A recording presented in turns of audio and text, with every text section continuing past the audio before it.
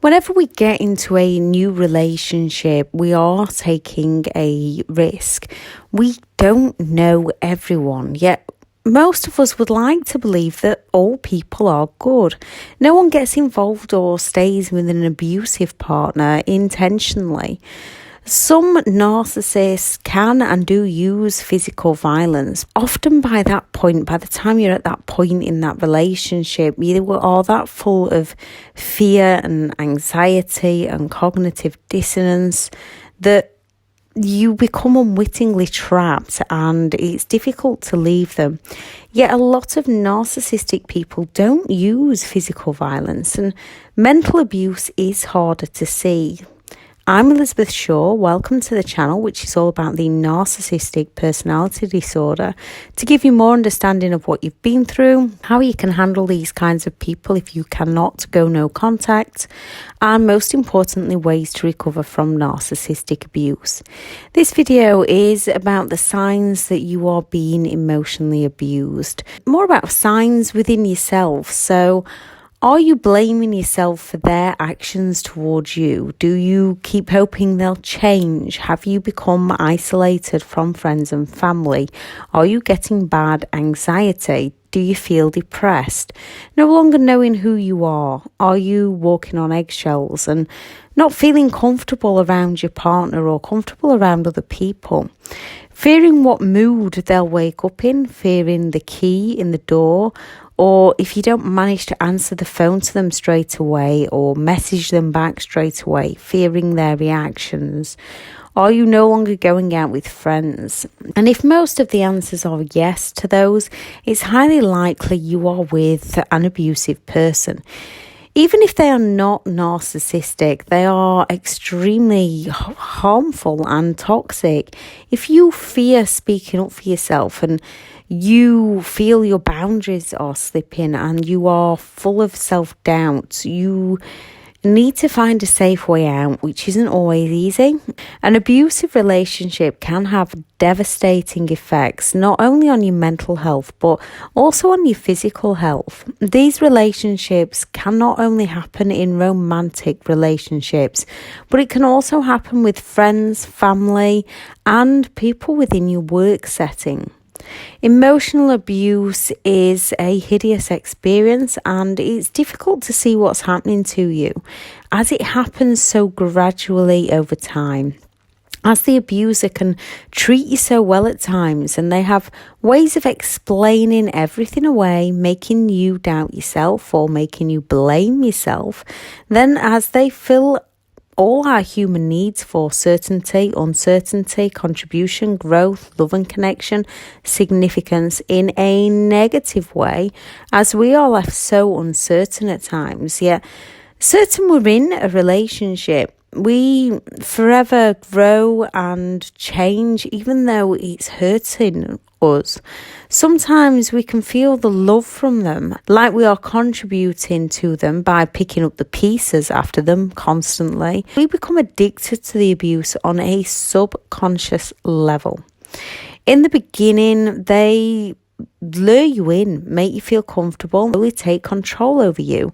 Kind-hearted people make excuses for their partner's behaviour, often blaming themselves, so continually sacrificing themselves, giving up the things that they enjoy in attempts to make the relationship work.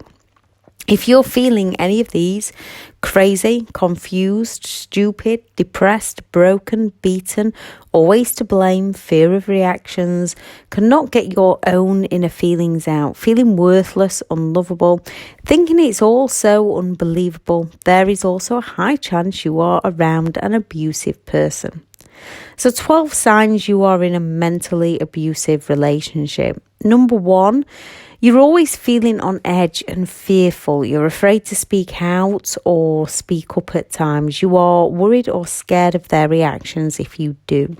Number 2, they are extremely petty. They make a massive deal over minor things. What you did right once is suddenly no longer right. Even simple things like you have not cooked their vegetables how they like them can turn into a massive argument.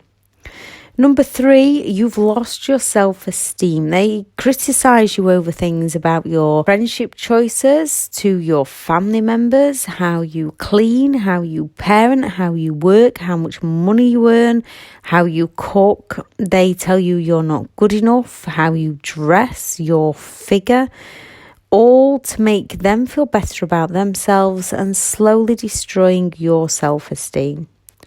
4, you've lost your self-respect as they take down boundaries one by one, gaslighting you, saying things like, my friend's partner would, or my ex would, to you're regimented and need to loosen up. Gaslighting you to lose your boundaries, giving you the silent treatment if you don't conform to their demands. 5, they block you and cut you off. Any topic you try to raise, any debate, any discussion, any form of compromise, they will either change it into something completely different, bring up something you did, rage at you, or silent treatment you, making you lose what the discussion was indeed about in the first place. 6, they distract you. Again, changing the subject or saying you're too sensitive, you're insecure, you're overreacting, gaslighting you again with other things like, that never happened, I told you last week, you're losing your memory, so that you doubt your mind, you doubt your instincts and you doubt your version of reality. Usually then going to the abuser for the reality checks. 7, you end up walking on eggshells around them, always being careful what you say and do, where you go, for fear of how they'll react. 8, you feel humiliated. They often poke fun at you, especially in front of other people, in subtle ways. They do it in the form of, I'm only joking. Slowly losing your confidence. They also do it by making comments about how you look. Covert narcissists are more, they will plant the seed with, you're not going to wear that, are you? Overt narcissists will be more of the, that looks terrible on you. Overts are more direct, coverts are more subtle. 9, they use all your weaknesses against you, provoking you constantly in order to get reactions from you. And then when you defend yourself, they will blame it all on you. They will downplay their behaviour and exaggerate all your behaviour, leaving you with more self-doubt and feeling more guilt for how you reacted, often blaming yourself. They have a way of emphasising all your emotions within yourself so that you're no longer sure how to think or how to feel, doubting everything about your own motives, doubting everything about life, doubting everything about other people. They just instill so much self-doubt in you. 10, if you're hurt or upset, they often show no compassion, often walking out and leaving you upset, or they'll go on about a situation that they had that was far worse than yours. Often they can be the ones that cause the upset, and they will just sit there and watch you cry with a little twinkle in their eye and that smirk on their face, and they'll show no remorse, they'll show no empathy. They almost seem to get pleasure out of seeing someone in that much pain. They don't genuinely care for your feelings. They have no real empathy towards you unless they have something to gain by pretending to do so. 11, they treat you better than anyone ever has at times to keep you more confused and working harder to please them. This is what makes it so confusing, the fact that they're not bad all the time. If you've got someone that tells you they hate you and treats you like dirt, you know that they hate you and they treat you like dirt. When you've got someone that tells you that they love you, for most of the time they don't even do nice things for you, seemingly come across as doing nice things for you, and then covertly treats you like dirt, it's a very, very confusing place to be. The fact that they're not bad all the time, the fact that they switch the game from being nice to nasty like a light switch, they keep people in a trance while they slowly drain everything away from you. 12, no longer know who you are. You don't feel like yourself anymore, and you feel like you're slowly losing more and more of who you indeed were. If you had narcissistic parents, you might have not truly known who you were in the first place. You've lost all the things that you used to enjoy so much, your values, your trust and your belief. You're always living on edge, and it's starting to become not only when you are around your abuser, but when you are around others also. You've lost your self-trust in your own judgment, and you're feeling judged by others and no longer trusting those around you. If you're still in an abusive relationship, then seek help from domestic violence helplines, ask friends or family for assistance if you've not been isolated from them. Those that tried to warn you that you might have been isolated on, those were the ones that you could do with reaching out to first, because they cared enough to try and help, even though they ended up isolating themselves from you. Stay safe. Do not tell your abuser what you think or that you believe that they are a narcissist and that you can change them by telling them that they are a narcissist.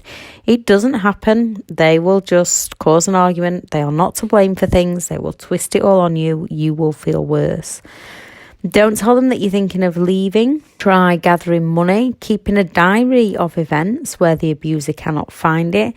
Gather passports and birth certificates and try and get to a safe place. You are far from alone. Unfortunately, a lot of people have been through exactly what you're going through or have been through. People understand how you feel and what's happening to you. That loss of self, that self-doubt in all your actions, that feeling like you're going crazy, feeling like you're stupid for putting up with situations you should have never put up with. That's the gaslighting. You don't see it happening until you're in that deep that you have to dig your way back out. So you are far from stupid. That gaslighting takes a hold over you like nothing else, and you're far from alone in it. You can break free and you will move on to a much happier life. Letting go can be extremely hard and extremely painful. However, it is possible. You've just got to find the best method that works for you to achieve it for yourself. You can listen to endless of videos, and there's some amazing videos out there with some brilliant advice out there that does work for people. But if it doesn't work for you, there's nothing wrong with that person's advice. It's just not for you. Just find the advice that works for you. Learning to let go of all the blame. Don't pass all the blame over. This is tricky because at the beginning, you don't want to be taking all the responsibility, which you most likely will be doing. But you do need to take responsibility for your own actions so that you can learn from them, but never for theirs. You've got to slowly start passing responsibility back to the rightful owner. No one deserves to be abused. Blaming those who have hurt us for everything that is wrong within our own lives will not only hold us back. So when we're saying things like, if it wasn't for them doing that to me, it keeps us trapped in our own negative mindset and our past. So we do need to shift out of that mindset. Blaming others for everything is only self-sabotaging our own inner peace of mind and our own inner happiness, and is exactly what narcissistic people do. Yet blaming ourselves for everything also keeps us trapped in the past and also loses who we are. So it's finding that balance. No one deserves to be abused, passing back the blame for their actions to them. The past is in the past. If you want to become free, you need to stop locking yourself in the past. Once you heal from the past, whatever that narcissist is trying to do to you, it will no longer affect you. Once you can understand how and why they do what they do, learn to observe their behaviour and not absorb. So learn what games they're doing, recognise the games. Keep your standards high for yourself. Lower your expectations of those who are incapable of loving and caring for others. Learn, practice and do grey rock or no contact, and your life will become so much easier. With Things like judgment. I am all for not judging other people, but at the same time, you have got to call a spade a spade. If someone is abusive, they are abusive, and you are allowed to judge that they are an abusive, toxic person that you no longer want to associate yourself with. Now, when it comes to narcissistic people, they want to win at all cost. They are about winning. It is not a game of win or lose, but if you want to win the game, just no longer play. Let it go, move on and create a happier life, more positive, more successful life for you. If you really want to move on, stop holding on to that past and learning to let go, because the past truly holds you back. Narcissistic people are thieves. So now in the present moment and every present moment after this, you need to stop allowing others to steal your joy. Stop letting them live rent-free in your mind. And yes, this takes practice, and most people have them stuck running through their mind when they first leave a relationship. You can move them out. Start by using pattern interrupt. I shall link the video in the description. Every time they pop into your mind, you have to consciously remove the thought and replace it with something positive, something about your future. It does take time and practice, but it's one method that will help you shift them from your mindset and start focusing on what you want to focus on. No longer allow them to steal your joy and live in your headspace. When they pull something into the present moment, don't give them what they want. Instead, stay calm. Do not react. Yes, it's hard at first. It's human nature to want to defend ourselves. We do not need to defend ourselves to these kinds of people because they're not listening anyway. The more we practice, the easier it becomes. Don't let their actions spoil the rest of our day, because we don't spoil their day. They do what they do and then leave us to suffer. So it's shifting, it's finding the balance to shift it out, which I know at the beginning it's a very difficult place to be. All you can do is practice, keep going up, getting up the next day, doing it again and again and again until it gets easier and until you get it. Sometimes people do hold on to the past and the pain and the blame, as they believe it's easier than moving on. You have to face the pain of letting go so that you can move on to a much happier future. The more you allow them to infect your mind, the more of your life that they take away from you. They are like a virus that swoop in and treat you better than anyone ever has and slowly destroys you. It takes time and work from you to recover from the trauma bond. Just like when you get ill, you have to take the steps to get better. When you break a bone, it has to heal. Depending on the severity of the narcissist and how long you were with them, how much it's affected your mental health, how much it's affected your physical health, how much they've taken from you, and how much they're trying to affect you now. It differs on how long it takes individuals to recover, just like a broken bone. It depends on the break as to how long it takes to recover.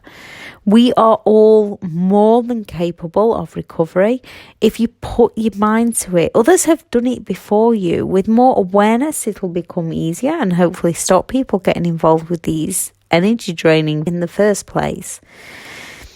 The best and only revenge is letting go and moving on. Showing yourself that you're strong enough to let go, that your ego is happy to let go, that you're not even interested in them or even bother seeking revenge. The best revenge is massive success for your own life. Living in a calm, peace and joyful manner. Let them take their toxic, infectious negativity elsewhere. Give yourself a positive mindset. Focus on the good. Write down the good things that you have in your life and focus on adding to that list. Finding your sense of humour. Writing down good things that you want in life and keep adding. People don't just get lucky in life. They work hard to make their own dreams a reality. When they hit an obstacle, when it gets tough, they find a way and a positive way to move past it.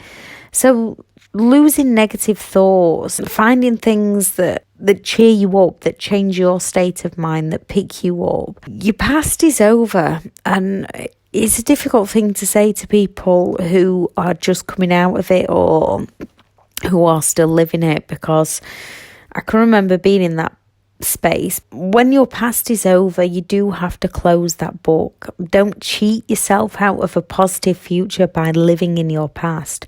Your past no longer exists. The here and now is what's a present moment.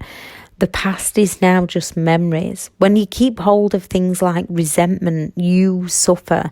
You need to become happy within yourself, and then things will become perfect. Not perfect. Nothing in life is 100% perfect. You'll be able to laugh at toxic people's negativity. You'll no longer allow it to consume you.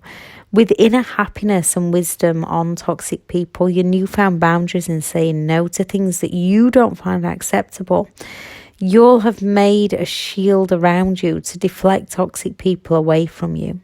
Life isn't always perfect. Life is hard. Life gets tough. If you can get into that mindset where you can pick yourself up, it becomes easier to deal with hard times. You will go through hard times rather than letting hard times go through you. Seeing the good in everything is a good way to live, yet seeing the good in bad people is a toxic way to live. So back to judgment. Again, I know I've said this earlier on in the video, I'm all for not judging people. When it comes to seeing toxic in people, you need to see that and recognise the good in the good, recognise the bad in the bad. Forgiveness is for you. Forgiveness is for how you want to live your life. Forgiveness is to make you happy. Forgiveness isn't for them. Forgiveness is not. And forgiveness is also for when you are ready to forgive. Don't let someone else tell you to forgive someone if you don't want to forgive someone. It's your life to live. If you can move on and create a happy future without forgiving someone, then you do that. If you're struggling and you need to find that forgiveness, remember, forgiveness is for you, for putting up with stuff that you should never have put up with. It's not for them. It doesn't alter what they've done. It doesn't make their abuse any less. It doesn't take away what a spiteful, hurtful person they are. So working on things like forgiveness is for you. And I do find that once you start focusing on a new life, once you start looking at a future for yourself, once you start looking at creating those new dreams, once you start looking at where you want life to take you, once you start writing those things down, because writing it down actually programs your subconscious. So writing good things down programs that subconscious. Once you start working on losing those self-doubts, recognising the things that you are good at, recognising the things that you are capable of, and building upon those things, then you shift out of the past naturally, but you do have to work on that future. If anyone has any advice, because I seem to have gone on for a while on this video, so if anyone has any advice, please add it into the comments. If anyone would like any information on anything else, please also add that into the comments and I will make a video of it.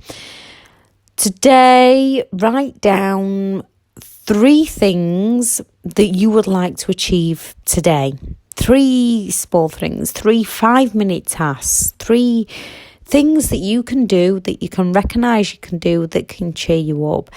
And do at least one thing that makes you laugh, that lifts your spirits, that picks you up into that happy state of mind.